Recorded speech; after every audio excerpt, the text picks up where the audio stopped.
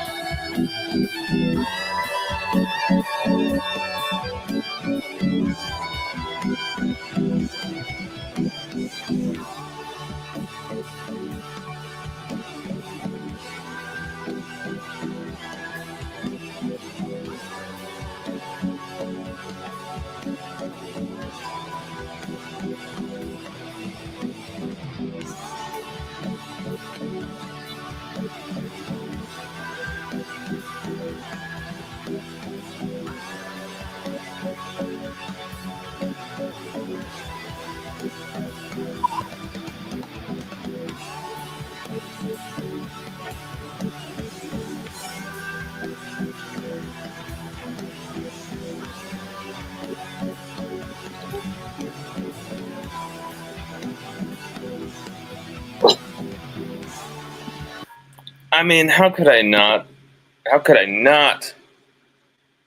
start the show without wordless chorus? Some type of live version of wordless chorus by the greatest live band, in my opinion, around today. My Morning Jacket. Maybe you could say probably one of the greatest all-around bands, and just from their musical output. Their last few albums not as good as their earlier stuff. That their middle era, even still rocking, still kicking ass, still really experimental. Their later stuff, maybe some more diminishing returns, but still great music. And their last one just barely came out. Their album is actually fantastic, so you should check it out. Once again, with My Morning Jacket, their songs are better live than they are in the studio for their new songs, at least. There's a lot of their older stuff where the studio songs are great and the studio versions are great to get you into them, but you're not going to have any. Just to give you any forewarning here, you will have no concept of how good My Morning Jacket actually are unless and until not only you hear their live stuff, you see their live stuff, but then actually you have to go and see them. And I actually think you have to go see them a few times to really definitively say, yeah, they're not my stuff, or they are, because they just have so many different songs. Their music runs the complete gamut of everything. There's something for everybody that could really just hook your ear, and then suddenly you're actually liking all this other stuff that you didn't really like maybe the first listen. They are the strangest band in that way, My Morning Jacket, where I'll listen to one of their songs at the first time and think, the hell? okay, what is this? And then literally see a live version or something of it and be like, oh my God, this is now my favorite Jacket song. What the hell did we just witness? They have a way of doing that. So if you want some good music, check out My Morning Jackets. Let me think of a good launching pad for people. Probably Oconocos, their live record from '06. It serves as a kind of a pseudo greatest hits. We can even we can get some visual aids here.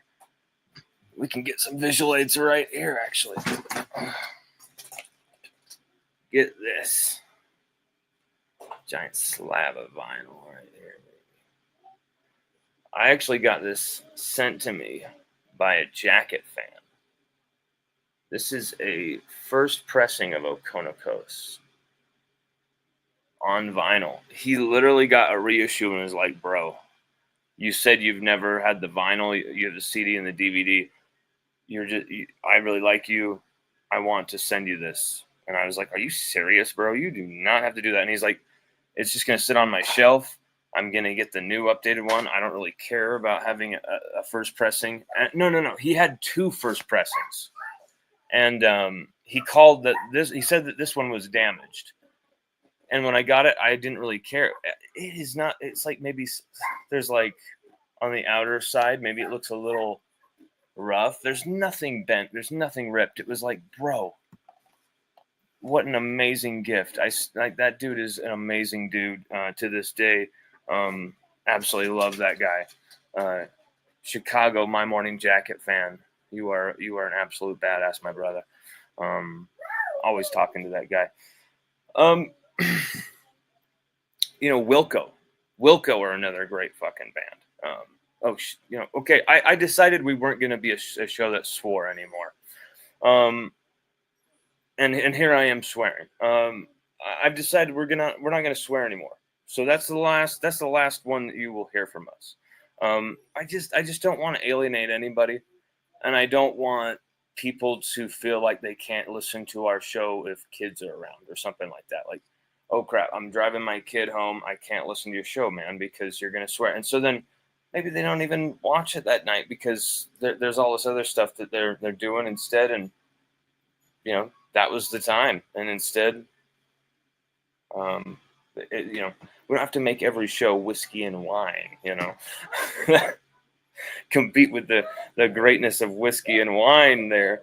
But we can still have our fun. But I think I will, I also don't want, if my son's in the room like he is here, he's at least in the other room, but he's technically can hear what I'm saying. He can run up here and interact with us at any point, even though there is still someone here watching him as well. It's just not just me. It's I just don't want him to hear that stuff and repeat it as well. Even though it is kind of funny hearing a child swear, I will admit it is kind of funny hearing. I hurt my toe or something, and I was like, GD, GD, and Sage went, God damn. I was like, oh crap, and he was really laughing his head off at that, and I'm like, say gosh, and since then he likes saying gosh, I think more. He thinks gosh is a funny word, so it's like, okay, whatever. And we've gotten that out of your system. So yeah, LSU Odyssey live, as far as podcasting, will not be a swearing show anymore. We will not effing swear anymore on this show. But maybe the writing will have swearing. Like if there's like someone gives us a quote that swears, like an impassioned coach is like, I wanted this effing team to, we're not going to censor that. Maybe. Okay. For your eyes. Like, I think that's a fair 50-50 meeting of the minds there. But anyway, LSU Odyssey live, from now on will be no swearing. So LSU post spring, kind of a 10,000 foot angle looking at this team. Where is this team headed? What's this team capable of? What's this team? What's this team? What is the ceiling for this team? What is this team capable of? And I really have to say, go around, look at every single team in the SEC. Go around, look at every single team that maybe you could say that's on LSU's schedule this year. Look at what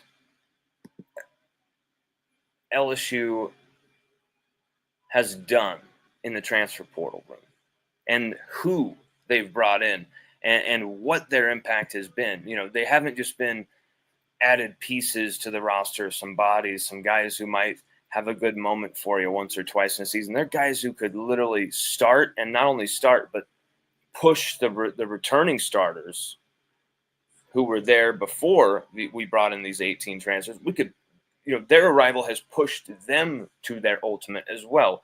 A lot of those guys, DJ Chester, holding off Braylon Moore through spring, whether Braylon Moore seals up the center spot or not, that's done a whole lot of good for DJ Chester and his development. Toviano rising because, we got Tamarcus Cooley in here. I really want to start alongside him. Now he's going to have to worry about AJ Halsey also in there. So it's going to bring out the best in all of these guys, bringing in these transfers, not just bringing in guys, but bringing in these guys. A Pat Payton, a Jamari Butler, a Jack freaking Pyburn, which that just reminds me. Bill Pyburn, his father, is going to be talking with us about some cool adversity that Jack, his son Jack Pyburn, got through a few years ago.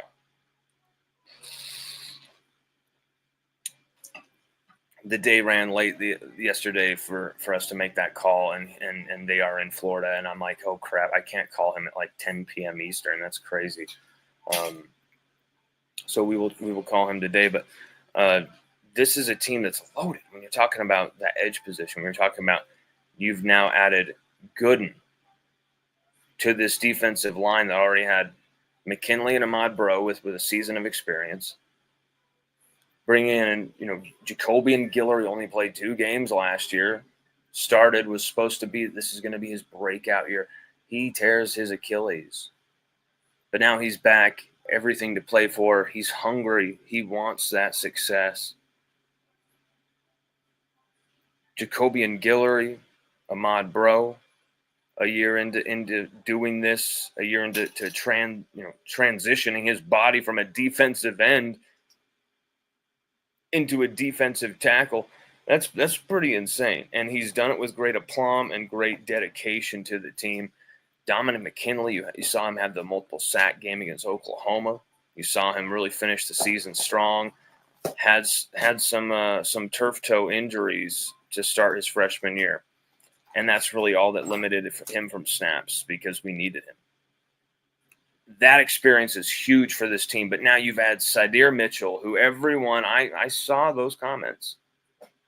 And maybe we could dig around and try and find them for your entertainment. But a lot of people like Twin Priv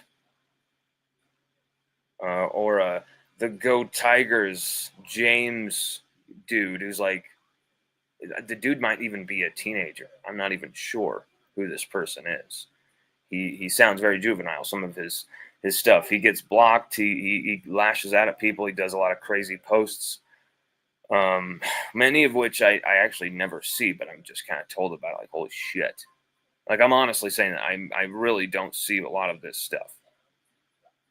I did see, like, the Corey Raymond thing where he was like, F you, Corey Raymond, blah, blah, blah.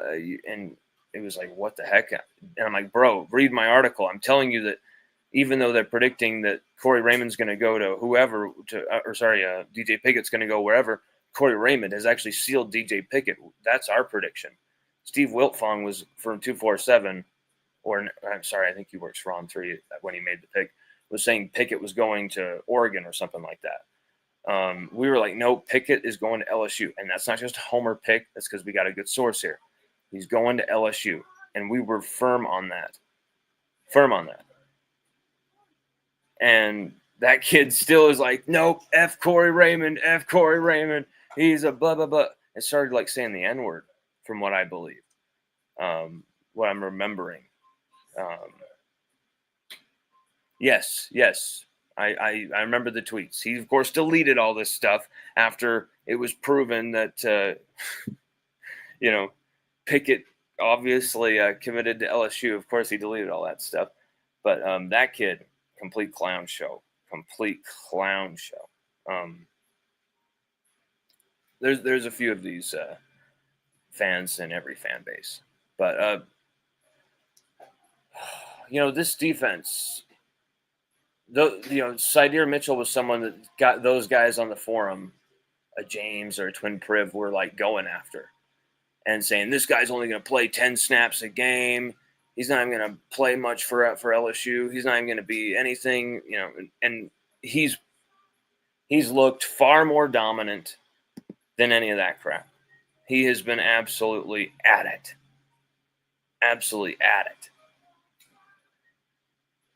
And there were some injury fears, and luckily, thank God, he is good.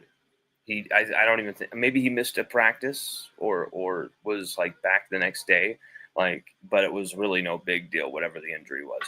So he enters the summer good as well, and looking like he's playing damn good for snaps as well. LSU, man, you've worried about defensive line, you worried about offensive line, and I think offensive line is still a legit worry until you see the whole vision from Alex Atkins. The movement of the offensive line, the fact that this is going to be an offensive line where pulling and anything to really perhaps maybe not just to hide deficiencies, to not just be in 1v1 blocking situations. And that's why you're having the pulling guards and all stuff. That's why you're running counter plays, but also because that's what favors your rushing personnel. This is what LSU probably should have done a lot more of the last few years as well within the running game with the highly athletic offensive line that we had the last few years. But this offensive line is still probably a worrying issue. But when you're looking at positions that were very worrying for like every single fan, analyst, media member, and then not to mention the actual coaches who are trying to solve these problems on the team. You're looking at corner was an issue going into the off season. Okay, safety was a big worry. Safety was a huge worry. It had been just pukish play for years. Defensive line, interior, the depth, another big worry. Offensive line, how are we going to replace four of our 5 starters leaving? That's crazy. Brian Kelly, Austin Thomas, as kind of that roster management, NILSU supernova that he is. Frank Wilson, Sherman, J.R. Belton, there's Jordan Arsamon, all of these guys, from whether they're assistants on the sidelines, Cortez Hankton, whether they're behind the scenes, Bobby Barham, these type of people, like, this team has gone in a full-scale direction towards winning a national championship this season. And they've answered every single one of those issues, whether it was corner, whether it was defensive line, interior, the depth specifically. Like, maybe we'll accept a few bodies at that position. Guys that maybe don't necessarily turn out, but in the aggregate are going to help the team by eating up reps and by clogging up, taking up space they don't have to be always backfield penetrators from the defensive tackle line, but you got a guy like Gooden who's a 3 tech who's going to get in the backfield. So you really helped the team here. You didn't just Javier Suggs was fantastic actually for LSU when you're talking about what he did in his snap counts. It'd be like 11 snaps in a game, and he'd have a half TFL, a half sack, and 6 tackles or something. Javier Suggs was actually really good for LSU. I would have taken, getting a few guys like that, but instead you get a guy like Gooden, who maybe he's not going to be a superstar for LSU, but I think he could actually be maybe close to an all-SEC performer this year for LSU, because it's set up for him to really shine next to a defensive tackle that is more of a nose, more of a clog and chew type of guy, like a Jacobian Guillory. Sadir Mitchell is going to get into the backfield a little bit more.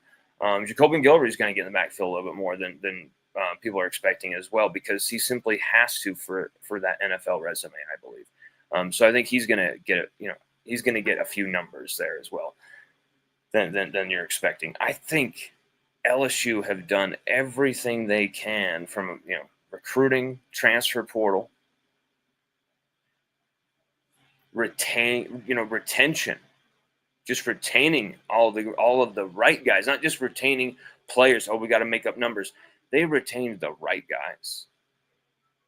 And maybe in some ways, there's maybe a few you could disagree with, that I could disagree with, but maybe they let the right guys go as well. And that's a big deal too. And it just feels to me that when you look at everything here, Garrett Nussmeier going into this season with such command of this locker room, and he's already quick, fast friends with new transfers like Jack Piper and Bauer Sharp. Like, these guys are like blood brothers already with guys like, Garrett Nussmeier and Whit Weeks, who aren't just like guys on the team. They're pillars, captains. I would expect Whit Weeks to wear number 18 this season. There is a vibe here with this team that is very interesting to me, that says alignment. Does it say national championship in 2025? I think if you honestly look and judge and be honest with yourself, look at the rest of college football going into this season, okay? And I'm not sure what type of rankings are available for us to kind of show preseason wise. I'm not sure what official polls are out there, because I don't really care too much about that crap. But let's see what this AI thing will say. Okay, it says, look at this. It doesn't even include LSU. It says the 2025 college football season is shaping up with Ohio State, Alabama, Penn State, Georgia, and Notre Dame being prominently ranked in preseason polls. The season is set to begin on August 23rd with week 0, followed by the bulk of the Division I program starting the season's following week. Wow. Okay, so Ohio State, defending champions. Okay. That makes sense to me. Alabama, until we beat Alabama, when they have Kalen freaking Buttchin DeBoer as their head coach, and they do that to us at home, we can't say a damn thing again about Alabama. Okay? I really do believe that. And I think the same thing about A&M. When you lose so embarrassingly to those programs, and I know we hate these programs. I know, I get it. I want to talk shit too about these guys. But until we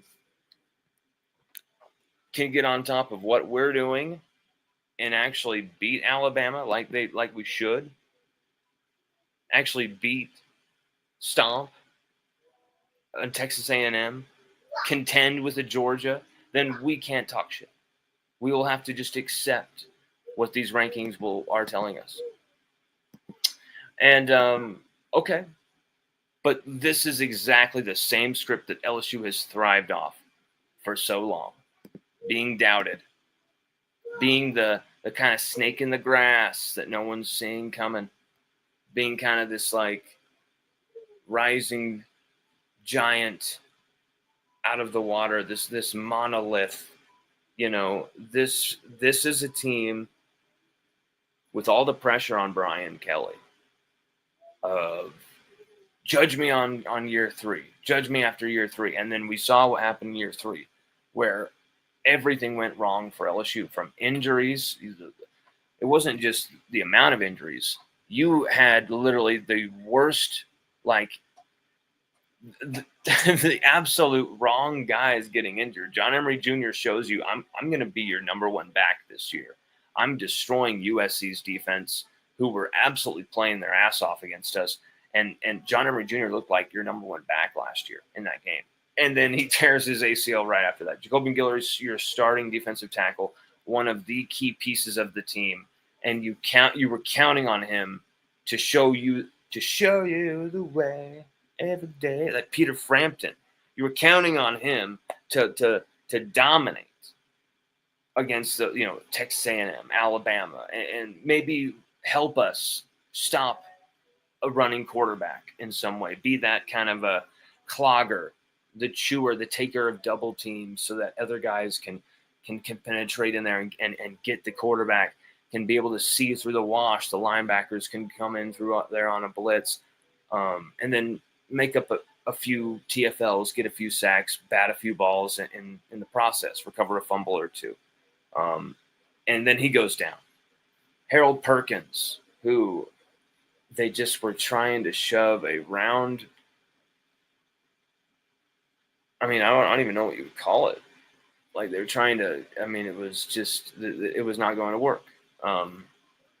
Playing Harold Perkins at linebacker was never going to work. And then they were practicing him at star. They play him a little bit at star against South Carolina, and they actually have success on those plays. They play him a little bit at star against UCLA. He actually gets injured, I believe, on a play where he's playing star, and he makes a good play, but his form tackling is really off, and you could just see it was awkward when he went for the tackle, tears his ACL, and it may be a blessing in disguise, because he was about to go to the NFL on another losing team, a team that like really didn't show the best of what Harold Perkins can do, playing out of position, playing just kind of aimlessly, just kind of, you know, Harold Perkins is going to rack up numbers wherever you put him. He probably would have ended the season with 90 tackles or something like that, and he would have made plays still. He would have created turnovers still wherever you put him, even in that position where he's getting destroyed at that kind of fake linebacker spot. Now you have him returning, playing that star alongside Whit Weeks, you know, behind, to the side, in front. Put him wherever the hell you want. You know, put him in coverage. You know, you can now, with also having AJ Halsey and Tamarcus Cooley as your safeties, you can really get creative. You can really get creative with Harold Perkins. This is why this move is so huge. Getting in AJ Halsey and Tamarcus Cooley, people are going to focus on those two players because you brought them in. Those are the two guys. Those are the names of the guys. Those are the safeties. How good are they going to be? Are they good tacklers? Can they, you know, are they ball hawks at some points? Can they cut off the passing lanes? Things like this. Are they good at run fits? Are they going to make those one-on-one tackles, or at least slow them down, get in their way, at least make an effort? Are they soft? You know, all these type of things. Can they be had over the top? You ask those questions, and those guys their film answers all those questions. It's just got to happen now at the LSU level, at the SEC level, at the highest level of the SEC. It has to happen. I think it will, because I think you have the right coaching to bring that out of him. Maybe it'll take a few games. Maybe make some mistakes to earn that at first. But I think AJ Halsey, Tamarcus Cooley, bringing them in, upgrading at safety, it not only improves the overall defense, but like in improving the overall defense, it's unleashing Harold Perkins. Because you actually have two guys at the back who could literally kind of just hang out. They don't have to react. They basically have to read and react to safety positions. They can be almost like two free safeties because you have Harold Perkins, and you can really do whatever you want. And then you can adjust on the fly, have the safety move on up, and maybe you have to go into a nickel spot and take a guy in coverage because now they're going to try and motion a guy over there where Harold is going to blitz off the edge. Now let's try and get Harold into coverage. Don't let him blitz. Well, you could just bring Cooley or Halsey down into coverage. You don't have to change your entire formation. Bring one of those guys down in coverage, and they're more than capable of it. You're not bringing Major Burns down into coverage there. You're bringing guys who have, 5 interceptions last year from the safety spot. And I understand that was at the Big 12 level for AJ Halsey, and then Cooley did it at NC State, ACC level. It can translate to the SEC. And here's the thing. Even if it doesn't fully and those guys aren't superstars, you've still upgraded markedly at the position from where you were the last few years. And when you have an offense like this, that might, and weapons like Harold Perkins, a linebacker who should be a Butkus Award winner like Whit Weeks, man, Devon Keys as well, West Weeks, there's Zach Weeks. It's ridiculous. The line, CJ, the linebacker room is impeccable. Tylen Singleton, or did Tylen Singleton? I gotta look that up. Whoa. Yeah, he's still at LSU. Oh my god. I'm like, whew. Because I know he was targeted. And for a second I'm like, oh my god, did he transfer? We gotta remember that. Holy crap.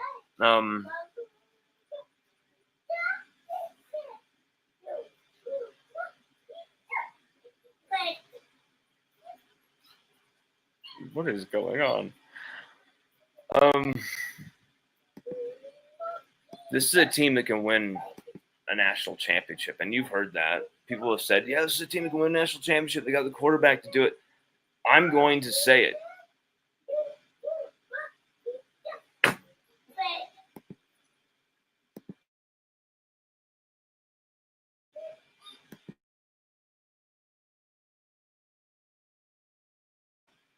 I'm going to say it. This is a team that should win a national championship this season. This is an LSU team that almost must win a national championship this season. This is another hideously weak year in the SEC. Hideously weak. When you're talking about quarterbacks that you're really worried about facing, yeah, maybe there's a few defenses I'm worried of facing, and that could be an issue for LSU that could cost us some games. You only have to. I mean, you could lose 3 games and still get into this college football playoff.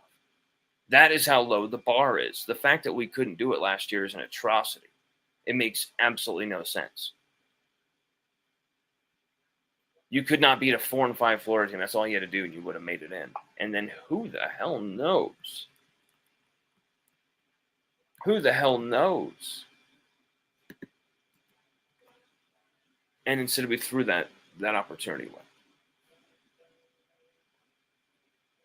And look at this here. Okay. This is a list, okay, of LSU's, not LSU. This is a list of Brad Crawford's SEC post-spring 2025 SEC quarterback rankings. Now, smart man, of course, he's going to have Garrett Nussmeier first, right? But look who else is really in the hunt there. Who's in the hunt? Who's in the hunt? Texas's Arch Manning? Is that really someone who could beat LSU this season? is Texas a team that could beat LSU in some type of playoff or something? Because we don't play Texas this season, do we?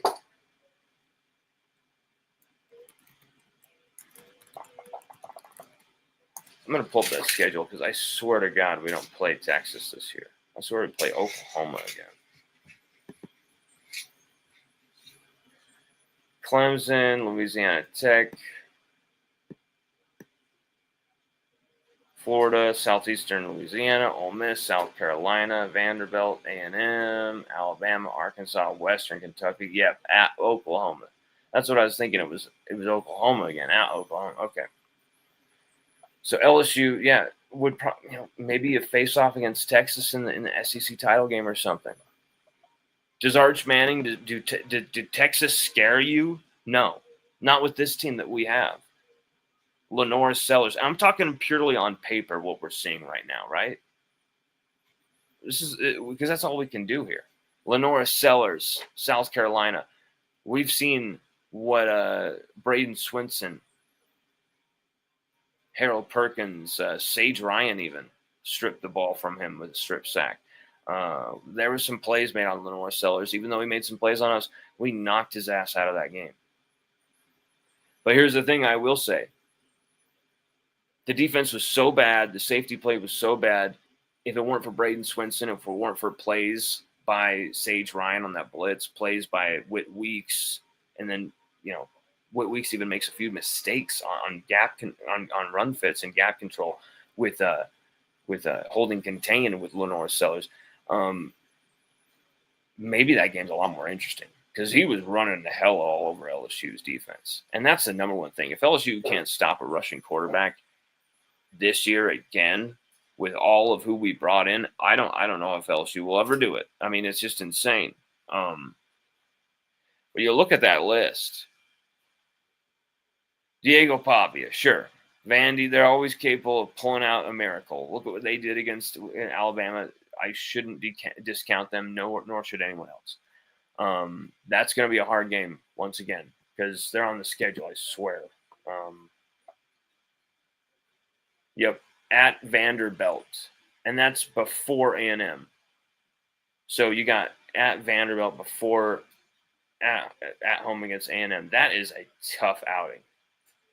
South Carolina at Vanderbilt, A&M. This schedule is a nasty schedule. I will admit that. Like, this schedule is nasty. If you really think about it and get into the meat of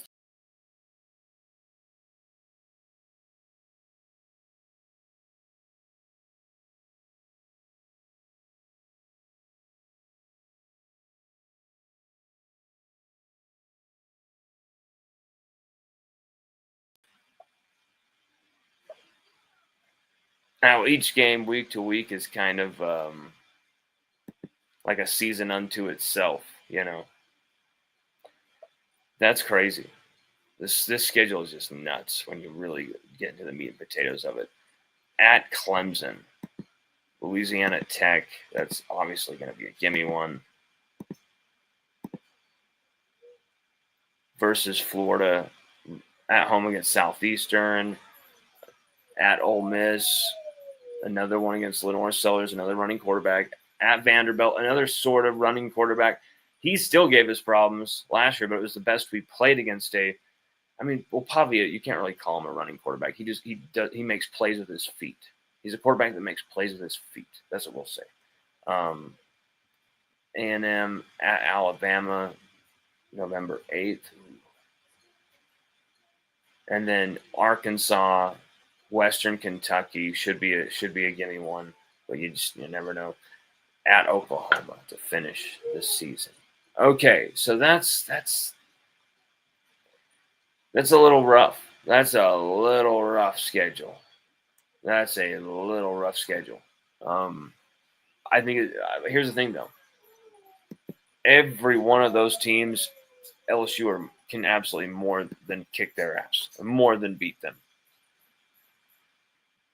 At the same time, LSU is more than capable of slipping up 4 or 5 times here because we don't know what we're going to get in this team. Injuries, that type of thing.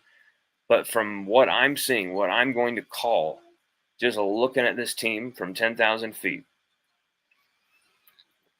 whether I'm looking at this team up close, whether I'm looking at this team from a distance, getting into the weeds of this team, getting into the muck and the mire of some of who the questions of who these people are on this team this year. From returning Tigers, how they've evolved as people, as players, to these new 18 transfers that are really impactful on this locker room. And kind of figuring out who all these people are, how they affect this team. And I got to tell you, I think this is going to be LSU's most mentally tough team, most professional team, most like gung-ho, emotionally ready team. When you're talking about starting games right, when you're talking about coming out of the gates with the right mindset, I think the swagger, I think the intensity from this team is going to be almost a little too much to handle for us. It's going to be like, oh, wait, whoa. You don't want to say that. You know, you might get your ass kicked. You're talking too much shit. Oh, no. And then it's like fueling them to dominate and to kick ass. Because here's the thing that we really have to make sure that we understand. You have a running back like Caden Durham. You have a tight end who is unstoppable like Trades Green in one-on-one situations. Just throw the football up there and he's going to get it. 4 red zone targets, 4 red zone catches, 4 red zone touchdowns for the freshman last year. Maybe he's the answer to those red zone issues. If he is, I mean, he seems like it. Throw him the football every time. I don't care. If that's how you have to score in the red zone, I simply do not care. If he catches every touchdown this season in the red zone, I do not care. Score the football in the red zone. Because that's what killed LSU last season. Not only throwing away all these red zone opportunities, the defensive injuries, offensive line injury to Garrett Dellinger, these type of things, could not run the football. Maybe the receiving core playing well under par. I think you could absolutely say that. Even though Aaron Anderson, of course, Kyron Lacey, the late Kyron Lacey, rest in peace, put out more than respectable top 5 SEC numbers. You needed a little something more. And you were looking for a little something more to take LSU over that top. I think LSU have multiple candidates this year of guys who could be that take this team over the top type of guy from game to game. One game it could be Chris Hilton. One game it might be Nick Anderson. You know, a few games it could be Barrion Brown. A few games Trades Green. A few games Caden Durham. A few games a mix of guys. Aaron Anderson, who led the team in receiving last year, he goes off for a 200-yard game. You know, I mean, this is an offense. This is a quarterback that we have on this team who could really go for this thing. Joe Sloan, it is his dream to be behind the controls of an offense of this kind with a quarterback like Garrett Nussmeier. This is his dream. This is the season where Joe Sloan has that opportunity. Joe Sloan is the man who really has the finger on the trigger for LSU 2025 being in a national championship game or not. Because if he calls the right plays here to give Garrett Nussmeier the keys to the kingdom, give us a way to execute this game, give us a way to win this game, give us a way to really take control of this game, Joe Sloan might not only win the Broyles Award, he might set up his quarterback to be the second quarterback he's coached to win a Heisman in 3 years at the same school and be recognized as the best assistant coach in the country, on his way to maybe even, I hope not, leaving LSU and being a head coach somewhere else. It's all there for Joe Sloan to have this year. If he can really figure this out, put this puzzle piece together with Garrett Nussmeier, grinding, studying on the film, nonstop. Where did we screw up last year? How did things go wrong? Play to play to play to play. They do that, and then Nussmeier is putting in the work of the 10,000 catches, the summer of 10,000 catches, like you saw with Joe Brady, Mickey Joseph leading the charge of Jamar Chase, Justin Jefferson, Terrace Marshall, Racey McMath, Thaddeus Moss at tight end, of course. Who else was in that receiving course? It's endless. They did a thing called Summer of 10,000 Catches where they caught 10,000 passes with Joe Burrow each. Each guy caught 10,000 passes. So I was about to say the F word again. Whatever it takes, and it's going to take blood, sweat, and tears for LSU. It's going to take blood, sweat, and tears for LSU to win a national championship. It's going to take blood, sweat, and tears. It's going to take everything, But I think this team is aligning for this moment. I think Brian Kelly, the pressure, it all seems like, those seasons where the coach is just, the pressure is so high on the coach. They're in such a hot seat moment that either something is going to give. Well, something's just going to give one way or another. And usually they're out. They're fired, right? I have a feeling Brian Kelly is going to turn 180 and be we got the receipts. He's going to go full receipts mode. And I think Brian Kelly, LSU, I think they're going to win a national championship this season. I'm just going to predict it right now. I might sound like I've just got done huffing gas with Nick Offerman and Jeff Tweedy in the back VIP room at Lounge Jacks or something, but no, it's not true. I really do believe. I feel in my burning media member heart, whatever you want to say, I really do feel LSU are going to win national championships this season. From quarterback to corner to receiver, safety, you just, a guy like Whit Weeks being on the freaking team at linebacker, Harold Perkins, probably the most exciting and explosive all-around defender in the SEC or college football, actually all of college football at his premium. Whit Weeks, easily up there for the Butkus Award. One of the top 3, maybe, I think if you say conservatively, top 5 linebacker in the country. But that's putting it conservatively. He's just that good.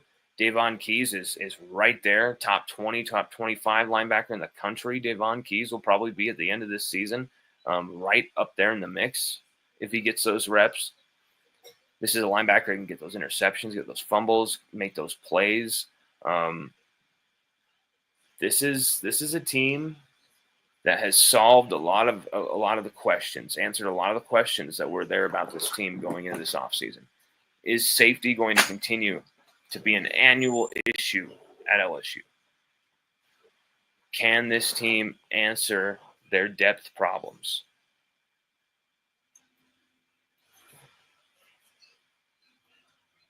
Can Garrett Nussmeier really take that next step? But to me, I think more urgent questions are things about the offensive line. Really, offensive line, I would love to get one more guy out of the portal.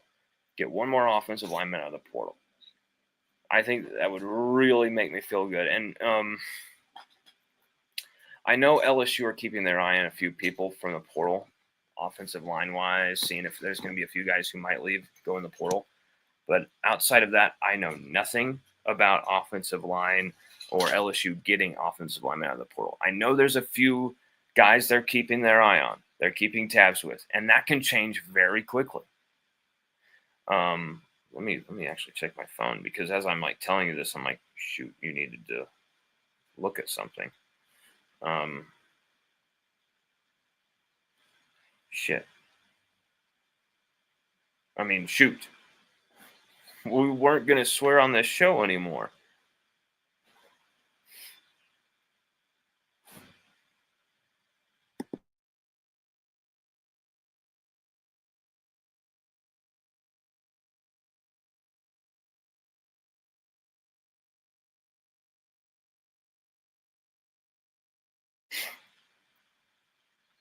I'm really thinking. You look at this team from all around. I think Brian Kelly's learned some seriously hard lessons over his first 3 years at LSU. He's been absolutely crucified by the entire LSU fan base, by the media. He's been openly called a racist by a Washington Post writer. We showed that on an earlier show where we examined that guy's writings, who we're not even going to name him. And so there's reporters like that who are trying to come out with hit pieces nonstop on Brian Kelly or Kim Mulkey nonstop. And it's like, okay, if it's rooted in fact and they deserve to be, held to account for doing something terrible, okay, fine. It sucks that they happen to be our coach, but they need to be held to account. Some of these are just absolute, complete BS. Like, you know that even these people at their worst are incapable of what they're being alleged, because these people simply just don't know who they're even writing about. They don't know the character of who they're writing about, and thought that we didn't. And they misunderstood that, and now we can see that they're lying.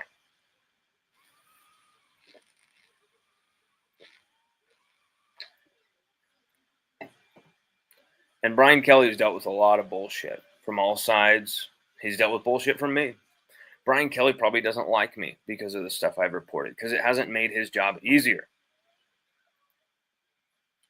And I apologize for that. But that is me doing my job.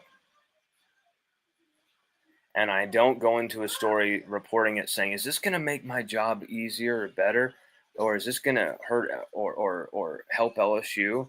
Or is this going to get me some points? Or something? I have to just report it, whether or not, if it's accurate, I have to report it. There's certain times we will not do that. If it's going to hurt the situation, cause more harm than good, if we can't accurately vet these sources and we don't feel like we can justify going with this story, and there's no factual substance to anything that we're trying to present here, because, oh wow, we were writing this and we were going with this story, but the core of what we were writing about, we are now in the process of fully vetting this person, and now we feel like they can't be trusted. I don't care how much work I've put into it, and it sucks, but that has to be thrown away and can't ever come out. And it's an interesting museum piece, and maybe in retirement, maybe you get some clearances, maybe it can come out. But other than that, it's going to be going into the bottom of the ocean with us, and no one will ever see it. That's kind of the cool, funny thing about sports media. And Brian Kelly has dealt with so much crap. But Brian Kelly's also made some horrendous decisions. Firing Blake Baker to begin with. Hiring Matt House. Making Brian Polian his lead recruiting guy over a dude like Frank Wilson, J.R. Belton. Made no sense. There's certain decisions, right? Keeping Matt House being really chief among those. And it was that may have cost us a national championship in 2023. I think it's safe to say LSU could have beaten that Michigan team, that 2023 Michigan team, in a shootout, where our defense just gives us one turnover. We're good, because that Michigan team wouldn't have been able to keep up with us scoring-wise. Our defense wouldn't have even had to be good. We just had to get Jaden Daniels the ball a few more times, and we would have won a national championship in 2023. That is how bad Matt House and that defense was. So when you're talking about a quarterback and an offense that is going to be able to put up a lot of points again on a weak-ass SEC, you're not going to be running the ball with Nussmeier like you could with Jaden Daniels or anything. I'm not trying to compare the offenses. But you're going to be able to put up points. You're going to be putting up a lot of points with some fantastic skill position guys. You have to think that, right? And if LSU's offense can't put up the points, can't put up the yards, can't really make an impact on games, take over games, take advantage of turnovers, things like that, really make teams pay by getting that double-digit lead, things like that, then this offense isn't capable of winning a national championship. Because that's what it's going to take. And I think it's not going to be. I really think LSU has to survive this season. I think LSU has to just survive game to game to game, and they're going to win a national championship this year. That's how not only weak the rest of the SEC is, but that's how smart LSU were in who they reloaded with, who they took from other teams, weakening them in the process. But I think you have the best quarterback in the country with Garrett Nussmeier. Actually, I know you have the best quarterback in the country in Garrett Nussmeier. You might have the best running back in the country is Caden Durham. And if this running game with Alex Atkins, Frank Wilson, if they can, and Brad Davis as well, offensive line coach, if they can figure it out,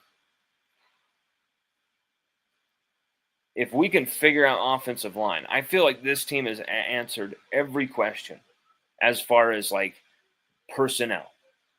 They have to go out and perform and play it and prove it, of course. That's a whole different thing. I'm talking about on paper right now, through spring, this team, from a roster perspective, who you needed to get, who you needed to bolster, where you needed to bolster on the roster to improve this team. LSU did what it took to get to a national championship this season. And you're looking at Garrett Nussmeier being far and away the best quarterback in the country. I don't even look at that list and think, oh my God, Arch Manning, he's right on the heels of Nuss. Because frankly, Nuss is just he's just going to put up the numbers whoever is out there. But now when you're talking about weapon after differing profile after differing profile, I mean, Bauer Sharp might be our second string tight end. He led Oklahoma in receiving last season. And Nick Anderson, who we got out of the transfer portal, okay, he had 1,000 yards for Oklahoma in 2023, okay.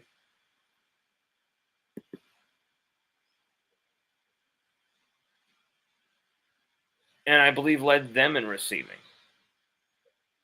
So LSU, let's make absolutely short of that. Because that's just such a dunk on Oklahoma if that's true. Because Bauer Sharp, we know that for a fact, led the team in receiving. God, why did that thing shut down? I literally had the...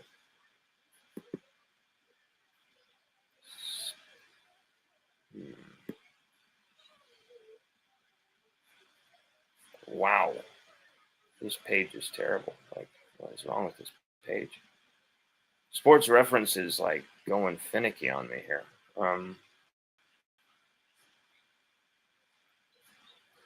Let's see. No, I don't care about Mikel Arteta, trying to make excuses for why Arsenal got knocked out of the Champions League. I don't care about that video. Here we go. Jesus. No, Drake Stoops led the team in receiving with 960. Okay. Nick Anderson had only 798, 10 touchdowns. And then he tore his ACL or meniscus, one of the two. Averaged 21 yards per catch. Ridiculous numbers.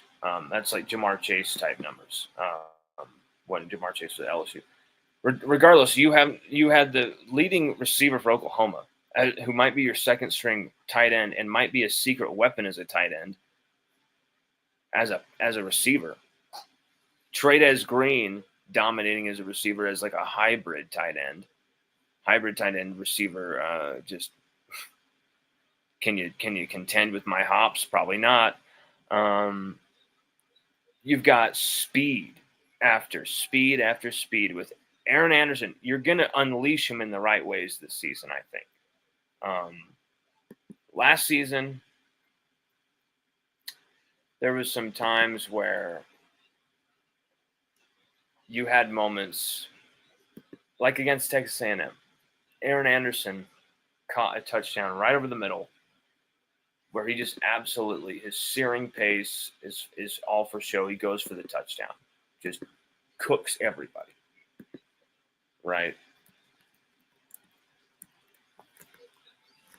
And we never ran another slant for Aaron Anderson the whole rest of the season. Aaron Anderson continued to make these type of difficult in-traffic catches behind him, all this stuff. And it's like, that's great, and that's good for his development as a complete receiver. That's going to be big for him and for his NFL career. But man, oh man, is this type of stuff really what you should be running? Oh, no, that's not the right play. Oh, here it is. Okay, never mind. We were on the right thing. I guess they're just showing the play before. But Aaron Anderson, you want to get him into space. You want to get him into space, going for the ultimate. Using that unbelievable searing pace, vision, speed, moves, agility in space into going for the ultimate. Through it, fight. Whew, that was beautiful. Look out. There we go. There we go. Went down low. You saw that move. I mean, the pass almost runs him right into some nasty hits.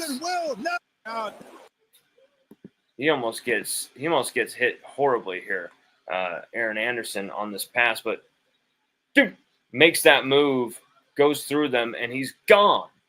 And LSU barely ran these plays with Aaron Anderson, and he still led the team in receiving, was top 5 in receiving yards for the team.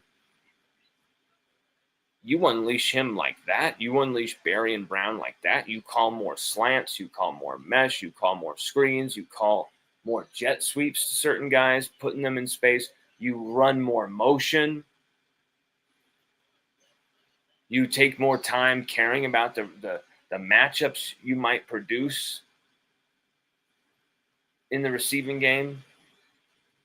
When you've got a guy like Barry and Brown, Aaron Anderson, Nick Anderson, Chris Hilton Jr. as an absolute downfield Adonis,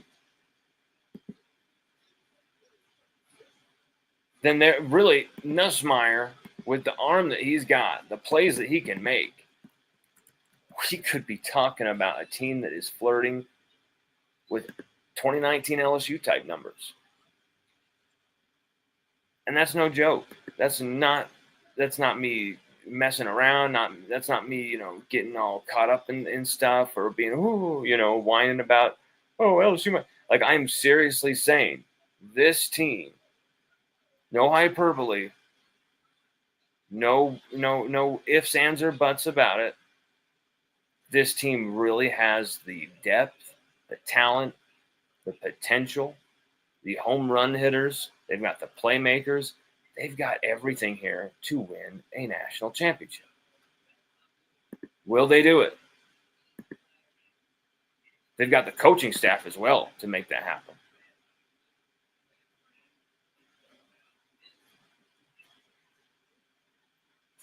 This team, man, they've got something here. I mean, look at that. The offensive line that we saw against Baylor, a lot of those guys are going to start this season. Tyree Adams.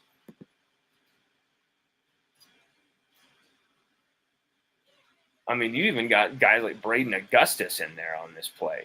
You know, you've dug in way deep on the roster here, borderline as well. You're seeing him in the intermediate part of not just a deep.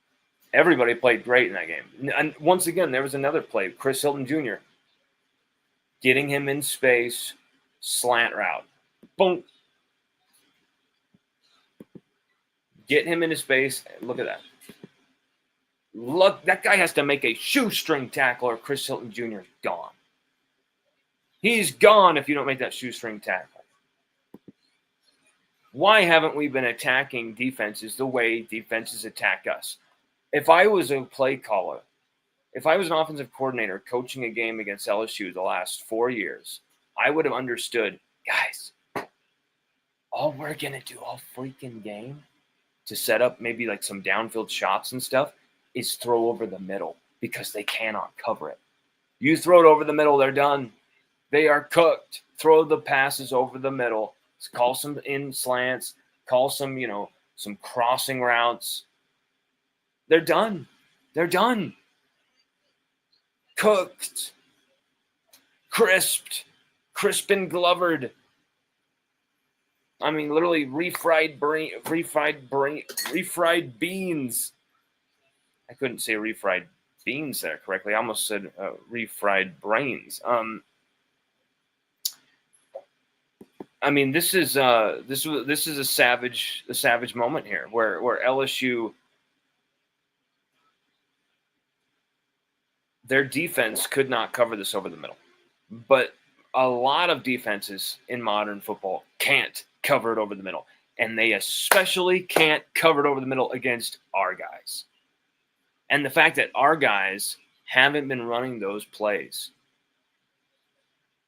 and except for 2023, and actually, to be real, a lot of 2023 wasn't over the middle stuff. They just threw it deep to these guys. Malik Neighbors over the middle, short stuff, give him the football, let him create after the catch. But so many bombs to Thomas Jr. It was kind of a big play type of offense, even more so than what I'm describing. I have no problem being a death by 1,000, targets this season, by 1,000 passes. I have no problem being even kind of a mini air raid offense to set up the run. As long as you control games, as long as you finish games off, I don't care how this offense does it. Whether they run the football nonstop, Caden Durham, Caleb Jackson, JT Lindsey, potentially maybe Trey Holly comes back on the roster. Running back is still a position I'm a little worried about. If someone gets hurt there, where are we at with that spot? Maybe you shouldn't have said no to John Emery Jr. Would have been the perfect veteran addition to that room, in my opinion.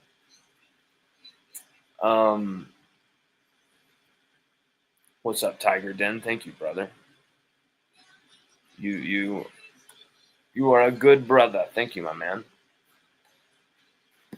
But I really think this is an offense that is going to rack up points. Put every defense up against it. Because if you run these type of plays, no one can stop our weaponry, our skill position guys. So if we're seeing those 5-yard out routes where the guys are running just for 5 yards and then doing the furthest out route all the way clear to the sticks, to the sidelines, for a play that's going to get them 2.3 yards and get a big nasty hit, I'm not down for that another season. That's not gonna do shit for us this season. That's not gonna do nothing for us. So that's why C.J. Daniels went back in the portal. He didn't want another season of that, where he caught 0 freaking touchdowns. We cannot do that to our receivers. Not this group. And I'm just going to say it right now. If this team doesn't just fall short, but falls on their face, just okay, we got in the CFP, now we can collapse. That's a disappointment. That's still Brian Kelly's not going to get away with that. This is a team that should be getting Brian Kelly a ring, getting themselves a ring. There's guys on this team that deserve to leave LSU as national championship winners and nothing but. A Whit Weeks, he can't leave LSU without a ring. A Harold Perkins can't leave LSU without a ring. Garrett Nussmeier, all he's given LSU, can't leave without a ring. This is the time. This is the moment. There's too much pressure on all these guys to really have a season and deliver at this moment. Garrett Nussmeier with his final season, this is the moment to do it. Your second year starting. Chris Hilton Jr. is last year of eligibility. Jack Pyburn, last year of eligibility. Left Florida to come LSU. Pat Payton. Tamarcus Cooley. Mansour Delane. So many of these guys have come to the promised land for a taste of the ultimate, to become legends enshrined in LSU history, and this is the time to do it. And if LSU is not able to do it this year, for whatever reason, it will always be remembered as a colossal missed opportunity. From roster to the timing of everything, to the right, just every single button has been pushed here beautifully by Brian Kelly and this staff. You would hate to see them fall short, because I don't think they really would deserve it. I think they deserve to get the breaks this season. Think about it this way too. Brian Kelly and this program have really, in some of these big games, they get every bad call against them. Everything goes completely the wrong way they wanted it. They always get screwed by the refs. They always get screwed by certain situations. They shoot themselves in the foot terribly. Maybe they're going to get a few breaks this year now. Maybe you win that week 1 game. Maybe you really figure it out.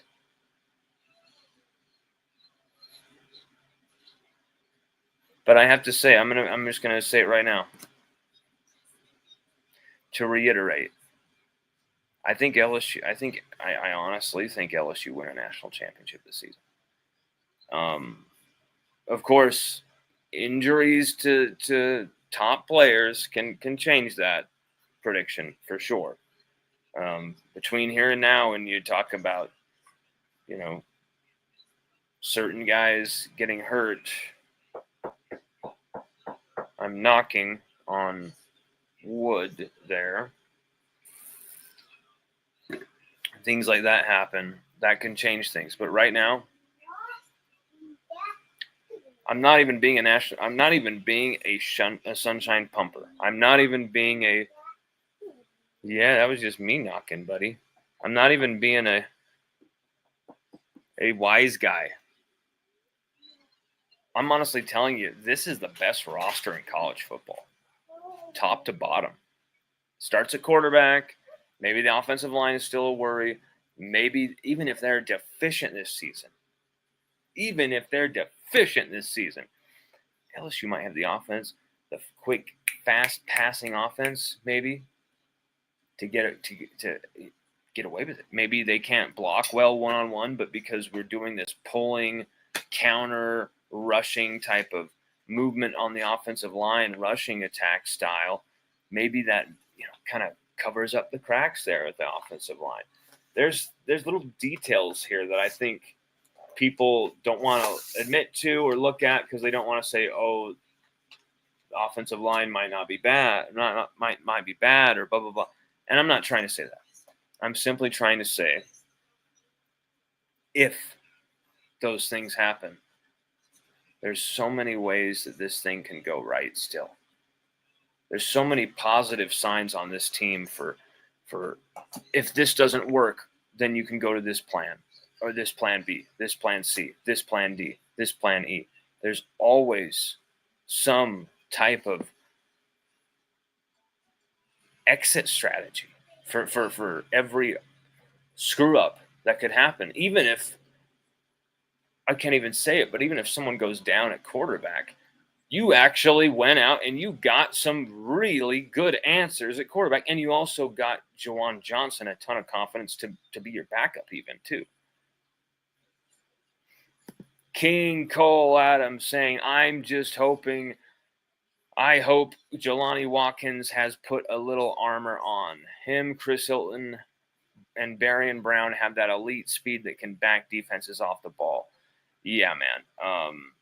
Chris Hilton Jr. will be full go with his own speed because he'll have that time to recovered finally a full off season without injury, or recovering from one is just going to do him so much good. And then you're talking about Barian Brown, heat-seeking missile he is. Jelani Watkins. Jelani Watkins broke the freshman LSU record for track. That's more than what Sha'Carri Richardson, all these Olympians, gold medalists. He ran faster than they did as a freshman. Jelani Watkins. I mean, my mind is blown. I mean, the dude is unbelievable. I think you absolutely have to see what he can do on a football field. I think if you don't, you're really wasting a great opportunity with a player like that you're never going to see again, probably. King Cole says, thanks for getting Zach Nagy on. I enjoyed that. Didn't get in live, but you two are great. Thanks, brother. I know. I was like, oh, where's King Cole when it went live? But I'm so glad you watched later on, because I like that show, man. I thought that show I really enjoyed it. That show I would love to do again. And actually, I hope you guys tune in Sunday evening. I'm not sure exactly what time, but we're going to figure that out. Stay tuned. Follow us on Twitter. That's why it's important. If you really like our stuff, follow us on Twitter. But also, if you just are dialed in at LSUODYSSEY.com with the notifications, all of that, you're going to get emails for when we post, like, hey, this new article has just been posted. It's going to show up in your email. You're going to see that on your notifications list. Same thing with anytime we go live. You will see that from YouTube or from our own emails thing through LSUOdyssey.com. So subscribe to that, because on Sunday we are going live with another guest. And it's going to be Bryce Kuhn of Go 247. And now me and Bryce haven't always agreed on everything. In fact, I don't think we have agreed on really much. And there might be a moment or two of fireworks here. I'm not too sure. It might get a little spicy. But Bryce has agreed to come on the show, and we're gonna talk the 2025 Tigers. We're gonna talk all sorts of stuff. I also want to give him the opportunity to talk about his life and talk about kind of his rise in the media world and stuff like that. So definitely check that out. Bryce Kuhn will be joining us Sunday evening. We're not sure exactly what time. We will have that figured out very soon, and notifications will be out and all that stuff. So be watching for that. But everybody, thank you so much for watching. King Cole, my brother, thank you so much for checking this out. Thank you so much for watching the Zach Nagy appearance with us. And thank you for suggesting him. You guys suggested that we should have Nagy on. It was like 3 of you. One of you said it, and then a few of you were like, yeah, bring him on. And I'm like, hey, feed my audience. My people want this. Let's do this. Zach came on. It was fantastic. Hopefully we can do it again and again and again. I really just have nothing but love for Zach Nagy. He's a good dude. He really is. I love talking football with him. I love the words. He was like, level up, and using verbiage that made me get like, whew, I want to run through a brick wall right now. Like that dude. Everybody, thank you for watching. Thank you for hanging out with us. Have a happy Friday. And we'll be doing a few different things this weekend, so keep your eyes peeled. And remember, like I said, Sunday night, for sure, Bryce Kuhn of 247 joining us on the show.